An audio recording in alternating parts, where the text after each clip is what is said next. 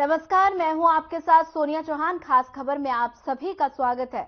हरियाणा में 2024 के चुनाव को लेकर राजनीतिक हलचलें तेज हो चुकी है और इस बीच हरियाणा कैबिनेट की बैठक बुलाई गई। 27 नवंबर को होने वाली ये मीटिंग 4 बजे शुरू होगी। बता दें कि सूत्रों के हवाले से खबर है कि इस बैठक में शीतकालीन सत्र की तारीख का ऐलान भी संभव है। वहीं बता दें कि पहले ये बैठक 28 नवंबर को होनी थी। हरियाणा सचिवालय में होने वाली कैबिनेट की ये अहम मीटिंग होने वाली है।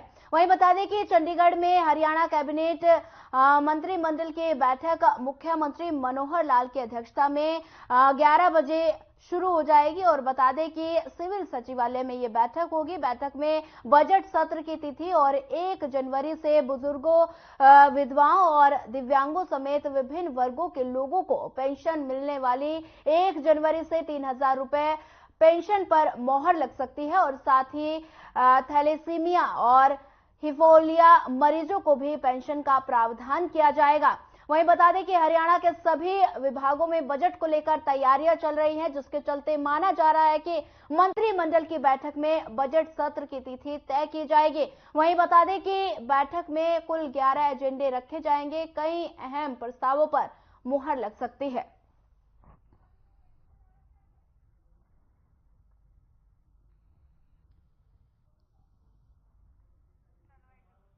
बता दें कि हरियाणा मंत्रिमंडल की बैठक होगी। सीएम मनोहर लाल की अध्यक्षता में बैठक होगी और बैठक में कई अहम प्रस्तावों पर मुहर भी लग सकती है। बता दें कि बैठक में 11 एजेंडे रखे जाएंगे और कई अहम प्रस्तावों पर मुहर लग सकती है। ये बैठक बता दें कि 2024 की कैबिनेट की दूसरी बैठक है ये और बता दें कि हरियाणा में 2024 को लेकर राजनीतिक हलचल तेज हो गई है।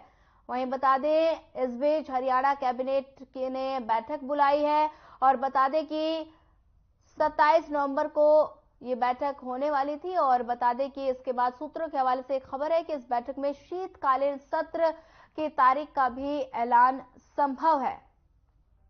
ये बैठक 28 नवंबर को होनी थी और हरियाणा सचिवालय में होने वाली कैबिनेट की ये अहम मीटिंग होने वाली है।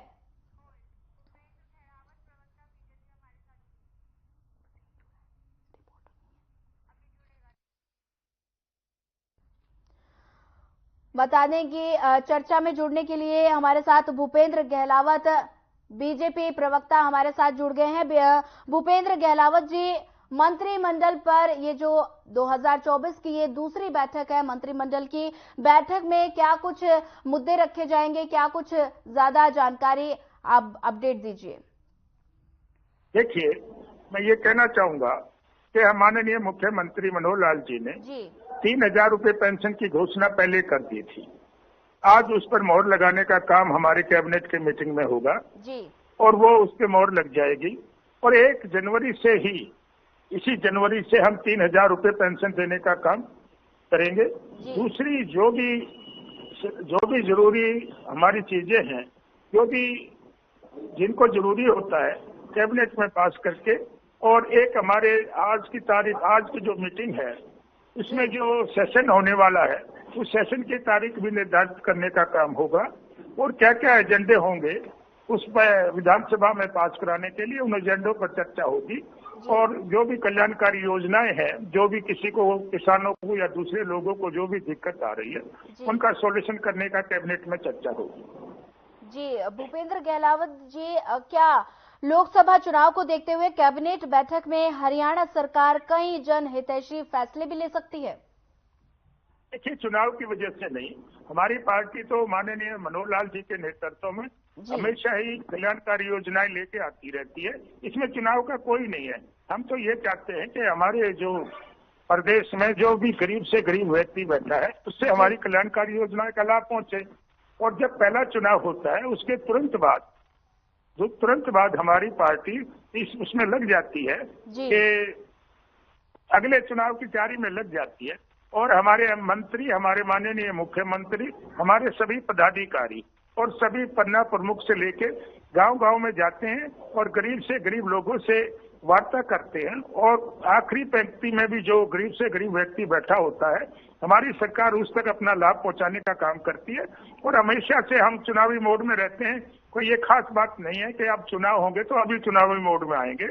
हमारी जब पहला चुनाव होता है तो अगले चुनाव की तैयारी में हमारी पार्टी लग जाती है। और हमारा संगठन इतना मजबूत है कि पन्ना प्रमुख से लेकर राष्ट्रीय स्तर तक हमारे सभी लोग नेता हैं और सभी लोग कल्याणकारी योजनाओं को लेके गांव गांव जाते रहते हैं। हमारी भारत विकसित यात्रा भी गांव गांव में जा रही है। और जिन लोगों को जो लाभ नहीं मिल रहा, चाहे वो पेंशन का है, चाहे उज्ज्वला योजना के तहत राशन कार्ड का है, सबको हम देने का काम कर रहे हैं घर घर जा करके। हम तो सबके द्वार पर जा रहे हैं।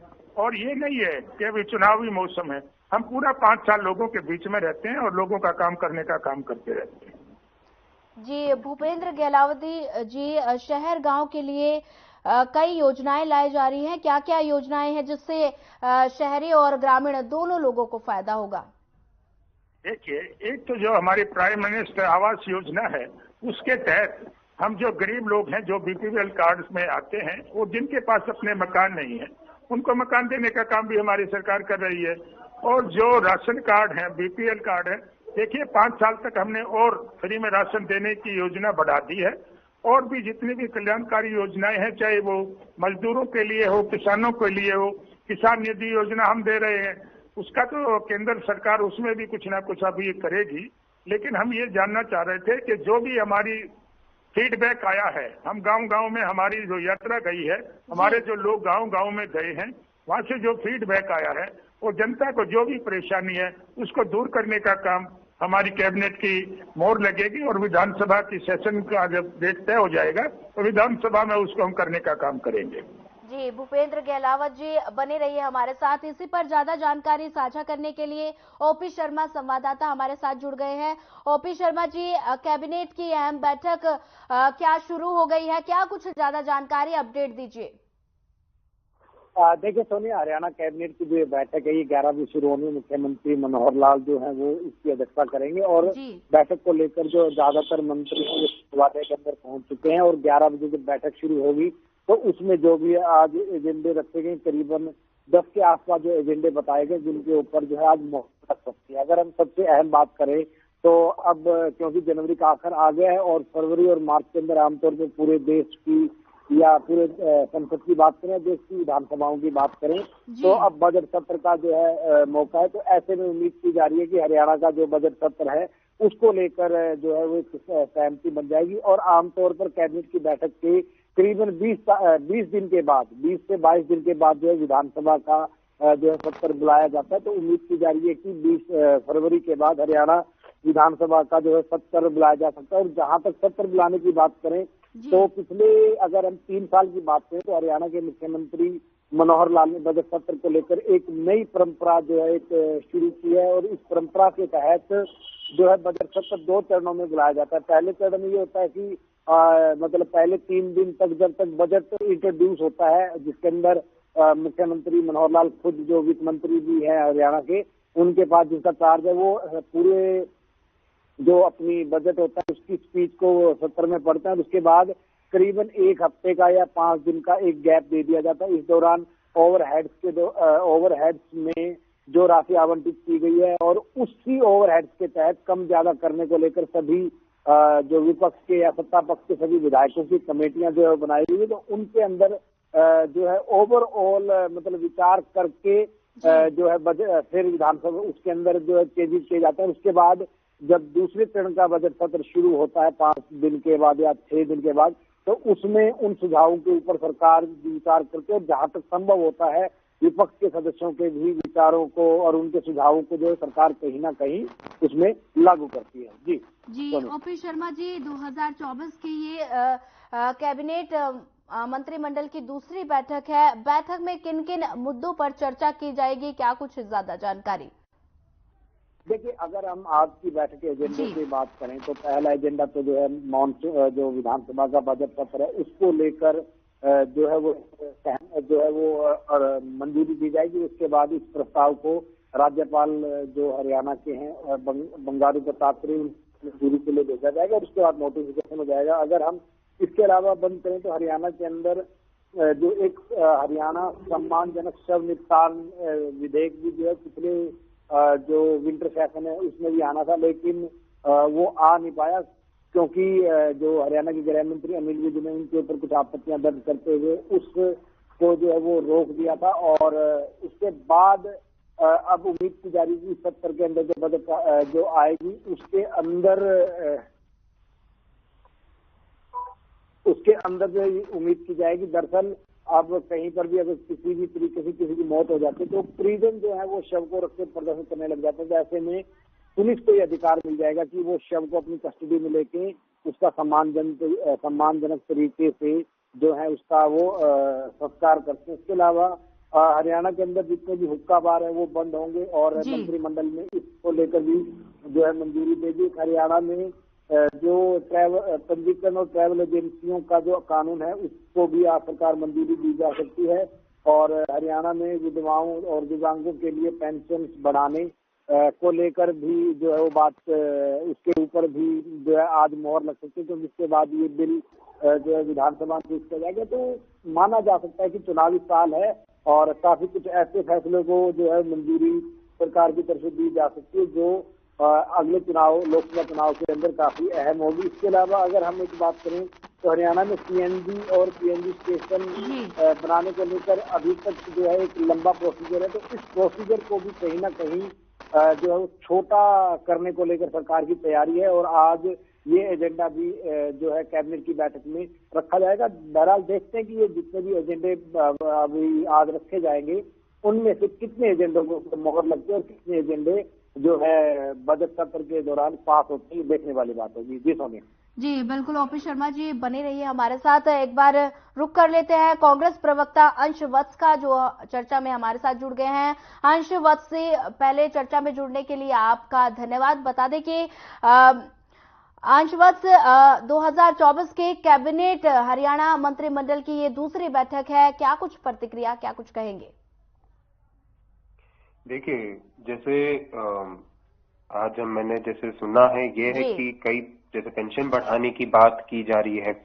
इसमें बात की जा रही है कि भैया जो पुराने उनके एजेंडे थे, चाहे वो बात गृह विभाग की या कई ऐसे एजेंडे थे, उन सबको पारित किया जाएगा, उन सबको लागू किया जाएगा।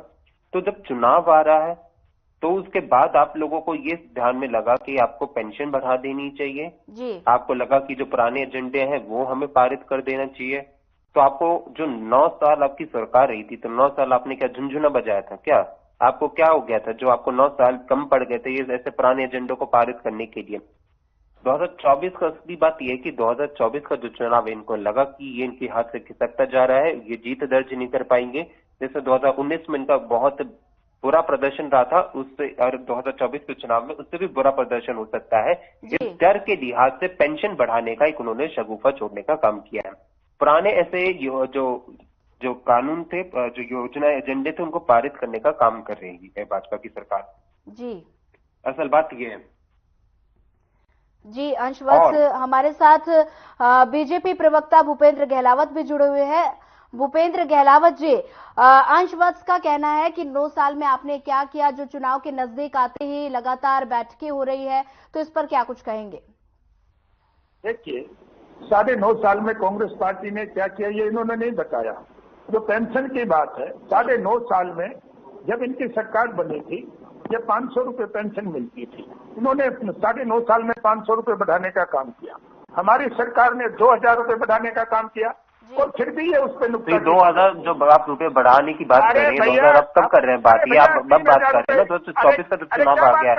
ये आप मुझे ये बताइए, जनवरी से हम 3000 रुपए लेने जा रहे हैं। पेंशन बढ़ाने की बात कर रहे हैं या फिर बुजुर्गों को, विधवाओं की पेंशन, दिव्यांगों की पेंशन बढ़ाने की बात कर रहे हैं, ये आप कब कर रहे हैं? आप कब कर रहे हैं ना, जब 2024 का चुनाव आ गया है? आपने 9 साल में क्यों नहीं करा? बात इस चीज पर है कि 9 सालों को क्या हुआ? 2000 रुपए बढ़ाए हैं, क्या 1000 मिलती थी, 3000 रुपए देंगे जनवरी से पेंशन।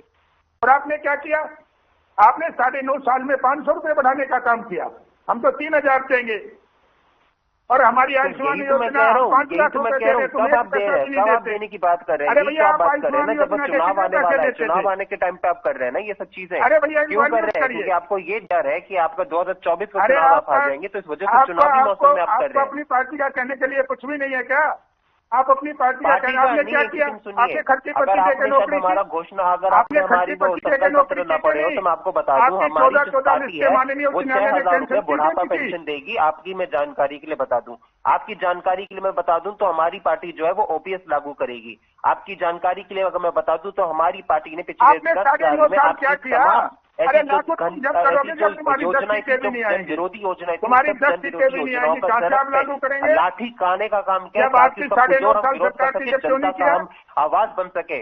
ये हमने 9 साल में किया है, कि हमने 10 साल में किया है, कि हमने तमाम आपकी लाठी खाने का काम किया ताकि जनता की आवाज कम बन सके। किसान आंदोलन में हमारे नेता जो है वो जाते हैं, किसानों की आवाज बनते हैं।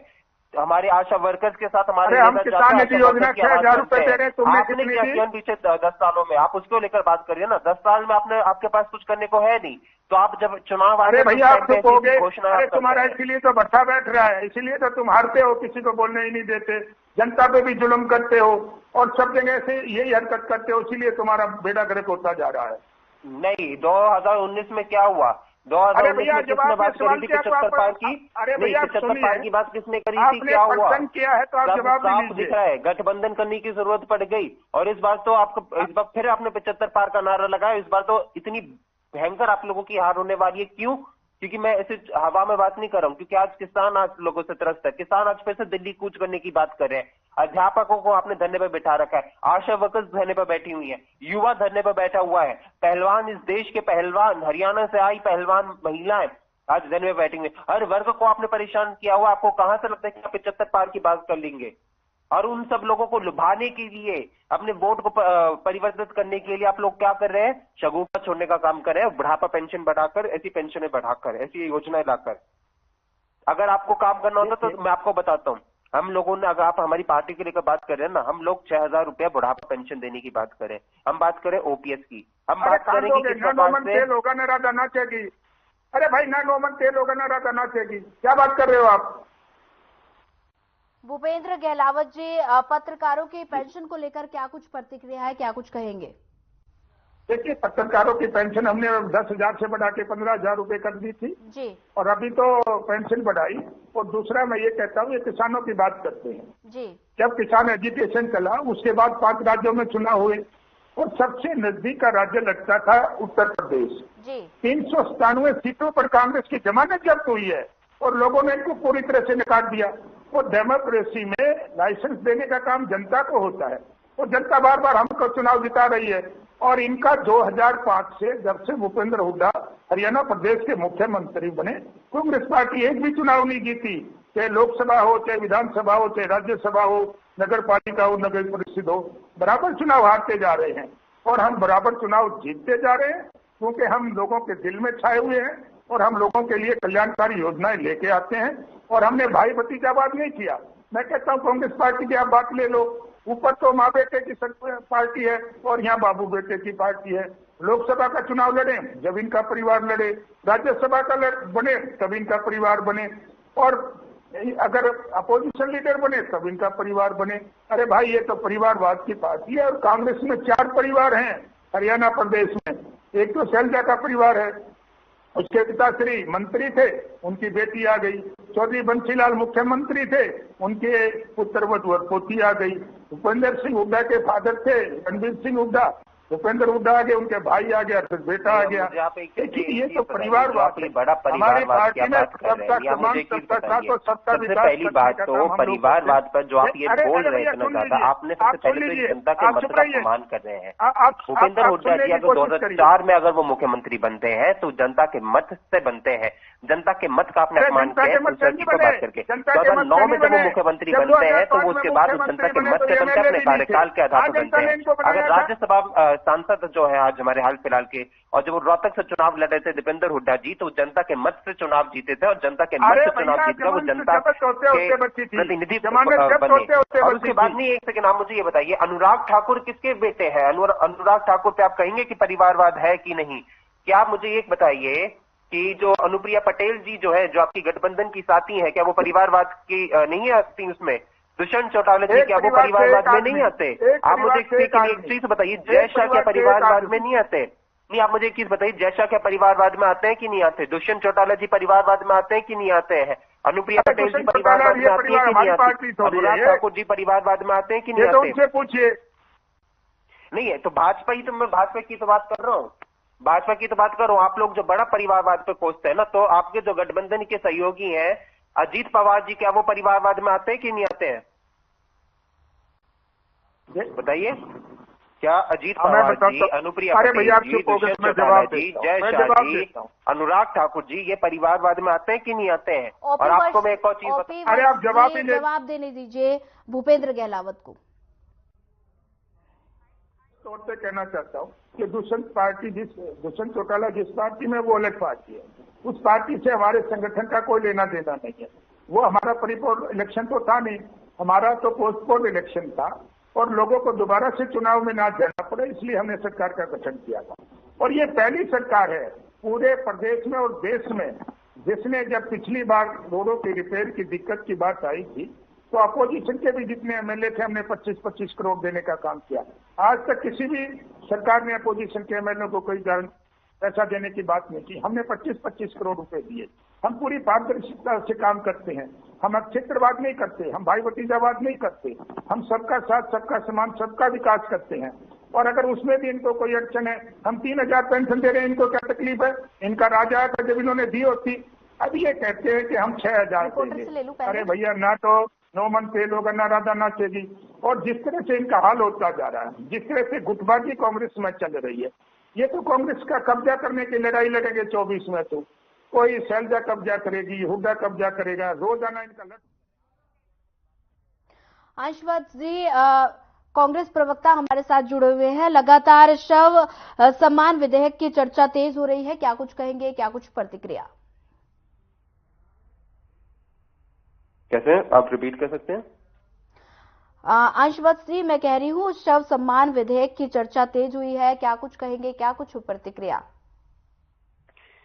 देखिए, मैं यही तो कह रहा हूँ ना कि जो सारी योजनाएं जो है, ये जो सारी अधिनियम है, कानून है, एजेंडे हैं, ये आज 2024 में ये लोग उनको डिस्कस कर रहे हैं, उन पे पारित करने की बात कर रहे हैं। आपको अगर काम करना था तो आपको 9 साल क्या कम पड़ गए थे? हम लोग इस चीज को लेकर बात कर रहे हैं जी। आपको आज पेंशन बढ़ाने की बात हो, कोई भी चीज हो, आप सारी चीजों को करने के लिए क्या 9 साल आपके पास कम पड़ गए थे?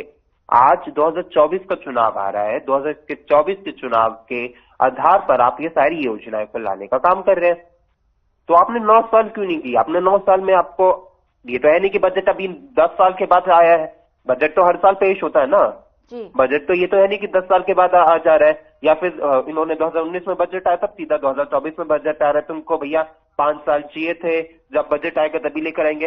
हर साल बजट लेकर आते हैं, तो हर साल बजट में आपको ये सब चीजें कम पड़ गई थी क्या? जी अंशवत जी, समय का अभाव है तो ज्यादा चर्चा में हमारे साथ जुड़ने के लिए आपका धन्यवाद। और भूपेंद्र गहलावत जी, आपका भी धन्यवाद। हमारे साथ संवाददाता ओपी शर्मा चंडीगढ़ से जुड़े हुए थे, आपका भी धन्यवाद। तो इस बुलेटिन में इतना ही। ज्यादा खबरों के लिए बने रहिए हमारे साथ। नमस्कार।